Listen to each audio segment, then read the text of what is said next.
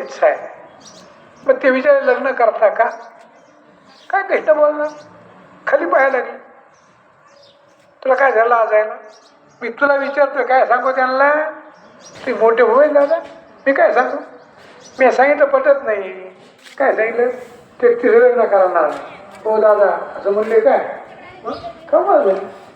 लक्ष होऊन चालत यायला गेला काय जातात माऊली सांगत नाही पूर्वी पाहायला गेला माऊली मग तुम्हाला पसंत नाही काय म्हणा तुमच्या प्रश्नाची उत्तर ज्ञानेश्वरीमध्ये आहे. फक्त चिंतनातून मात्र भाव ज्ञानेश्वरी आपलं एक तयार होईल. शुद्ध भाव ज्ञानेश्वरी काय तुझ्या प्रश्न उत्तर चालेल जमतं का नाही? सतचेतना आपली सकल मुलगी कृष्ण परमात्मा तत्र सत्य मामा भाव याचा वेळी सुपगल्या गोपाल कृष्ण भगवान श्रीमंत कोणी कृष्ण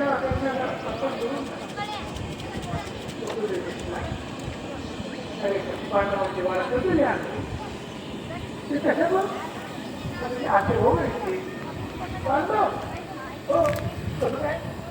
त्यांची माता तुमची माझी बहीण आहे.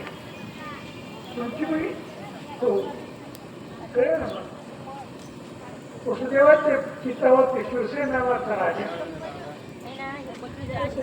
पृथ्वीवर नावाचे राजे, दोघांची फार मैत्री होती. पण तुमच्या वेळेला संतती होईना ते तुमची होत राजा. शिवसेन मध्ये माझी पोरगी म्हणजे प्रथा नावाची. तू मुलगी सांभाळला, तू सांभाळ तुझी मुलगी. मग त्या पृथ्वीवर राजा त्या मुलीला बालपण एका दिवसाच्या असतानाच आपल्या घरी आले. नाव ठेवलं कोणती. लहानची मुली झाली पण ती वसुदेव म्हणजे माझी बहीण होती ना तुझी असे तुझे पांडव आपले होय त्यांची वार्ता तरी आ अकोला पाठवून जा बरं. पांडवांची वार्ता ना त्याने सांगितलं कृष्णा पांडव लक्षामध्ये जाळले म्हणतात. असं तर नाही व्हायचं. पांडव जर झाल्यास मला विधान सांगितलं भगवान जागा दूध होते परमात्माला वार्ता देणारे असं कसं होईल. एखादा पांडवांचा टापाचा पशुता चिन्हपाचा सेवा योजना घेऊन आता त्यावेळी भगवान ते खात असताना शिकवतेचा पुष्पांच्या नावाचा देश आहे.